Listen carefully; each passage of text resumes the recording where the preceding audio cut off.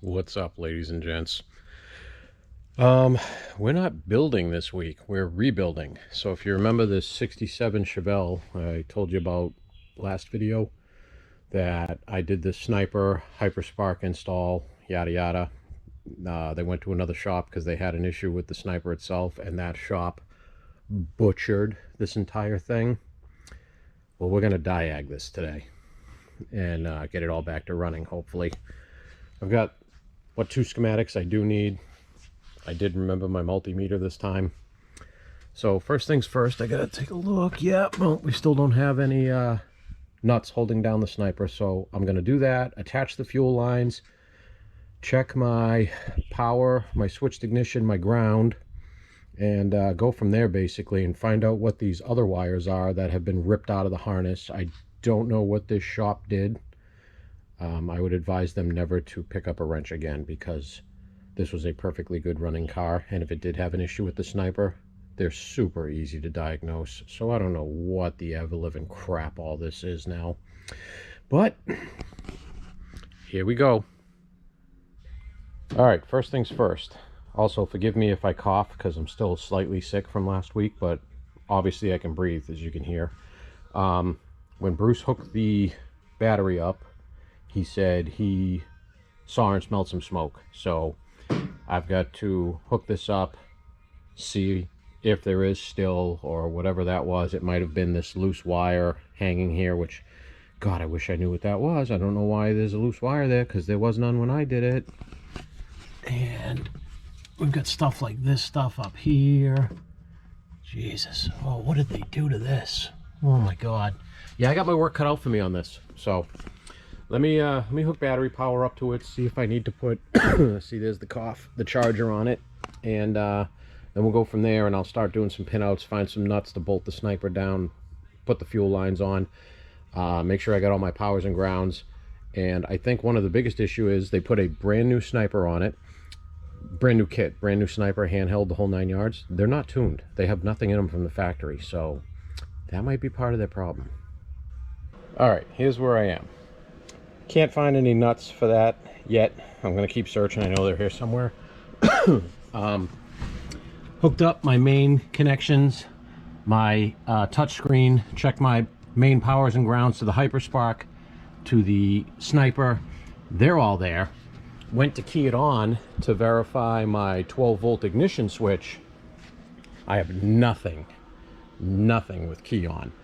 So I gotta get under the dash next and see, hopefully they didn't destroy stuff under there too, and find out why the car has absolutely no power with key on. All right, here's the deal. I fixed what was going on under there, so the car is powered now. But this is what I'm running into, which I am confused about here, because as far as I was told, that other shop said the Sniper was bad. They took it off, they put another Sniper on it, and it still wouldn't run. This is a brand new handheld I just took out of that box. That was in this box here. I gotta pop the trunk and see if there's something in there. See if we have the other Sniper in there, because here's what I got. It's a very, man, I'll be happy when this is out of my system. It's a very simple circuit. If your main power connector here, you need battery power, you need ground. Actually, I know I pointed the ground the first time. And you need ignition power. And then this handheld should power up. I have all three of those. It is not powering up. So, I think if it is a bad Sniper, they might have put the original bad one back on here for some reason. Who knows?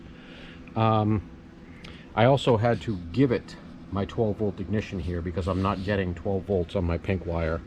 I've got to search underneath the dash. I cannot remember where we tapped into ignition power. I usually tap into it on the back of the switch, because that's the safest and best place to tap into it. but I will have to look, and it's not easy to just poke your head up in there and look because the switch is up at the top of the dash up there, so I gotta really dig up in there. But let me pop the trunk, see if the other sniper's in there. If not, let me call the boss man, because I know we've done so many of them. I know there is a couple of sniper boxes around here somewhere. I just don't know where. All right, we're making some headway. Not sure if it's that way or that way, but I still can't get the handheld to turn on. I can't get the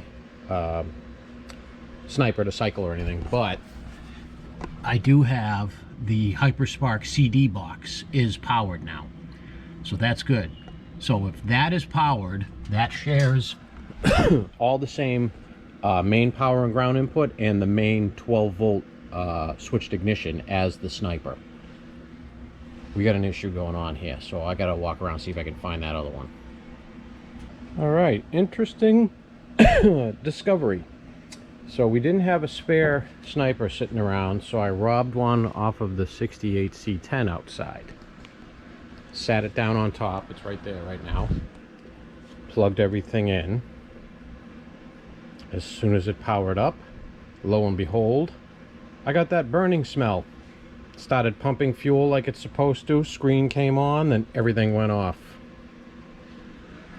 Just burnt that mother effer out.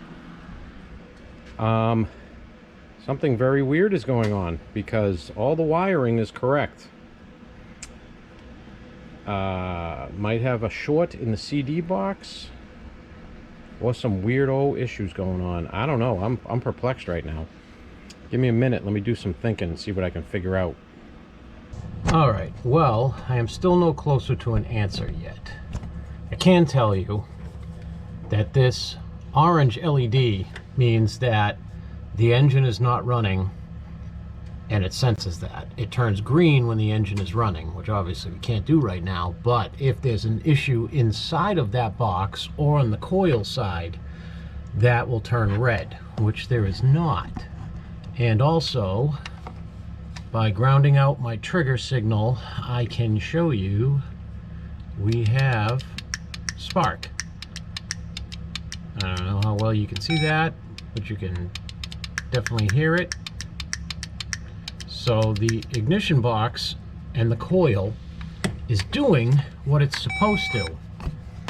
So I am led to believe that there is an issue inside the distributor itself, which is backfeeding. That's the only connection left between these two things, which is backfeeding through my pickup wires into the Holley and destroying ECUs. The only way to really know that for sure is if I had another sniper and I could plug everything in, or plug it in with everything else disconnected. These are the joys of diagnostics, especially on stuff like this, which is not factory, so you don't have a nice big fat easy factory manual to do it by. But that is some good progress. So now I kind of know what's going on. So now I just have to do a few more tests to verify that. Yeah, so pretty sure I'm done for today. It's not really much more I can do. I have checked and verified and checked and verified and verified and checked every bit of wiring on this thing, and it is all correct. So that means I have an issue within a hard part.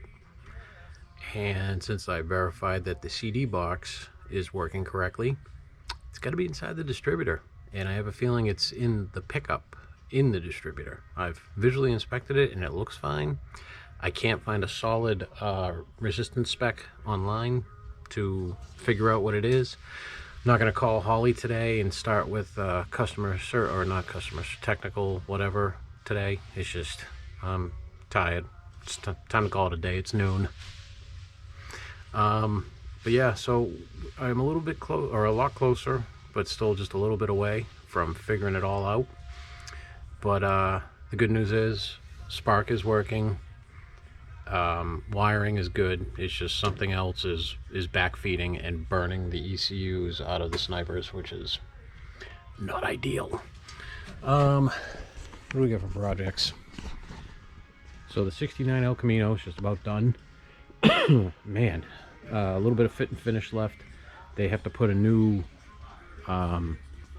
IPC dash assembly in it. So the radio, the one that was in it had a cutout for a slide-in DIN radio. The radio the customer got is the regular old school style with the 2 pins in the center that comes through. So they got a whole new one of those, but this is ready to go.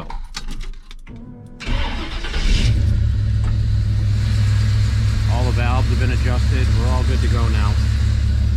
So this one should be done in a week or so. This one's about to get taken apart. We just gotta get on the lift. The GTO is back together. We are waiting for a speedometer harness to go from the sender that Dakota Digital gives you into the cluster itself, but the cluster itself and the vehicle is all ready. Obviously can't set the calibration yet for the speedo, but let me make sure I'm in neutral here.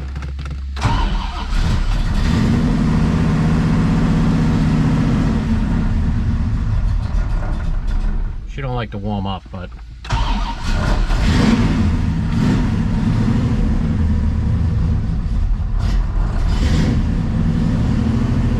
all good. I mean, that's 70 pounds of oil pressure. Yeah, choke might need a little bit of adjustment, but that's all good and ready to go. The 75-foot long Cadillac should be done next week as well. Noah's been sanding his ass off on Sunshine, getting that all ready. And no, I haven't forgot about my Avalanche out there and swapping all those parts onto the new one. That's coming. I just need a weekend to do it, and actually 2 lifts, because I can put the trucks side by side and swap over front and rear differentials and do the lifts. And also I've got a little added fun for the lifts. I'm not actually doing the spacer lift the way they come. I'm gonna actually get